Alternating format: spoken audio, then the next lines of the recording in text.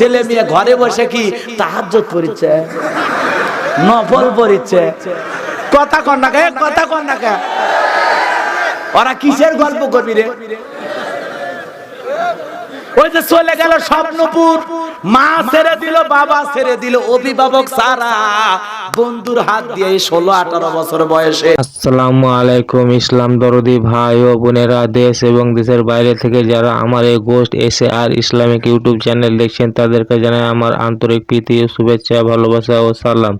তো আজকে যে হুজুরকে নিয়ে এসেছি সে হুজুর হচ্ছে গোলাম রাব্বানী হুজুর। গোলাম রাব্বানী হুজুর সত্যি এমন একজন হুজুর যা যুক্তিবাদী এবং সমাজের যে সমস্ত কর্মকলাপগুলো ঘটে তা বাস্তবের, তা আমাদের মিল খেয়ে যায়। সেই সমস্ত সামাজিক যে জিনিসগুলো বেশি নোংরা, মানে আমাদের সমাজকে যে জিনিসগুলো বেশি প্রচারিত এবং আমাদের সমাজকে যে সমস্ত জিনিস আমাদের সমাজকে মানে কলুষিত করছে বা আমাদের সমাজকে ধ্বংসের দিকে নিয়ে যাচ্ছে যে সমস্ত জিনিস, সেই সমস্ত জিনিসগুলোকে কিন্তু গোলাম রাব্বানী হুজুর তুলে ধরেন এবং তিনার বক্তব্য এত সুন্দর, মানে যা বলা যায় না। তো চলুন আমরা গোলাম রাব্বানী হুজুরের মুখ থেকে তার সুন্দর বয়ান শুনবো। ছেলে মেয়ে ঘরে বসে কি তাহাজ্জুদ পড়ছে, নফল পড়ছে। কথা কন না কে, কথা কন না কে। ওরা কিসের গল্প করবি রে? ওই যে চলে গেল স্বপ্নপুর, মা ছেড়ে দিল, বাবা ছেড়ে দিল, অভিভাবক সারা বন্ধুর হাত দিয়ে 16-18 বছর বয়সে। এই বয়সটাই তো ভালো না খারাপ? জোরে কন। প্রেমের মরা জলে ডোবে না। ওরে বাবা, দেখছেন? ভালোই বোঝেন, এটা হলো প্রেম করার বয়স। যুবক যুবতী, এই যুবক যুবতী নষ্ট হয়ে যায় এই বয়সে। কথা কন। এখন এই যুবক যুবতী চলে গেল স্বপ্নপুর, গাছের গোড়ায় গোড়ায়। আরে ভাই, আমি এক বিয়াক্কেল হয়ে গেলাম চিড়িয়াখানা ঘুরবে যায়। চিড়িয়াখানা কি দেখতে যায় মানুষ কন তো? রাজশাহী চিড়িয়াখানা। আমার স্ত্রী বলতেছে চলো তো হুজুর না আজকে চিড়িয়াখানা যায়। তাহলে চলো, ছেলে মেয়ে নিয়ে চিড়িয়াখানায় গেলাম।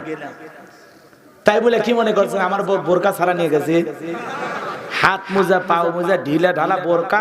ওর বোরকার মধ্যে এমন বোরকা বানাছি, আমি, আমার বেটা, আমার বেটি, চারজনে যদি বোরকার মধ্যে লুকে থাকি কেউ কভার করবে না।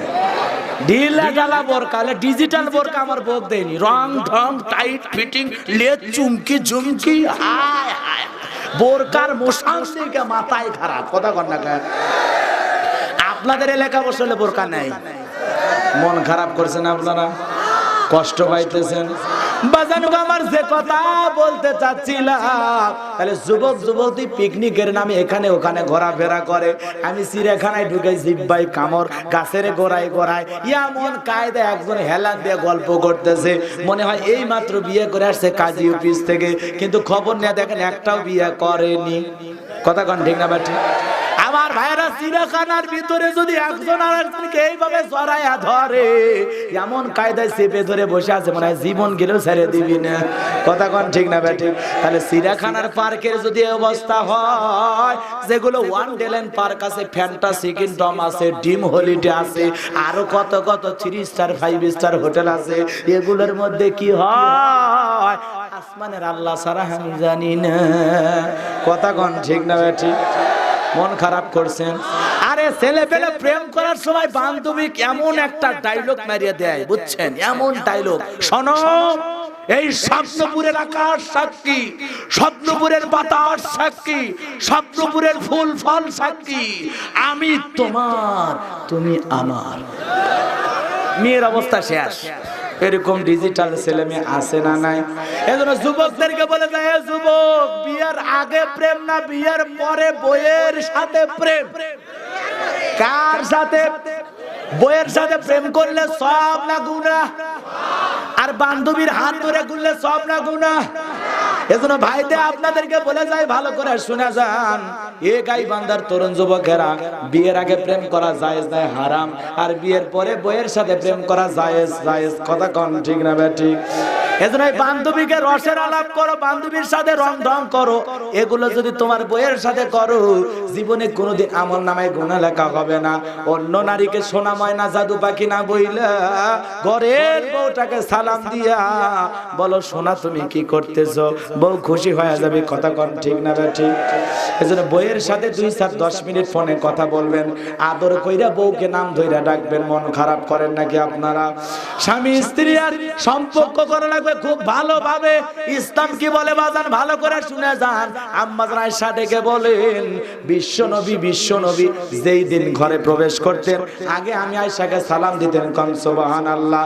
ফাতেমার জীবনের ছোট্ট কথাটা বলে যাই বাজান, যেই রাত্রি বেলা ফাতেমা দুনিয়ার জীবন থেকে বিদায় নিয়ে চলে যাবে, সুন্দর করে হাসান হোসাইনকে সেজে ঘুম পাড়াইছে।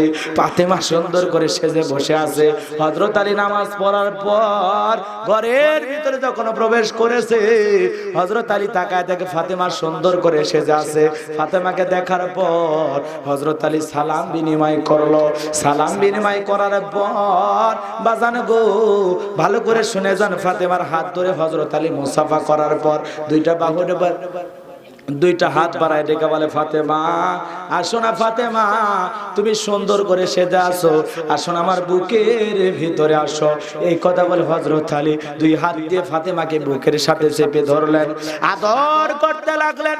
হঠাৎ করে ফাতেমা ডেকে বলে স্বামী গো জীবনে কোনোদিন আর ফাতেমা আপনার জন্য সাজে অপেক্ষা করবে না।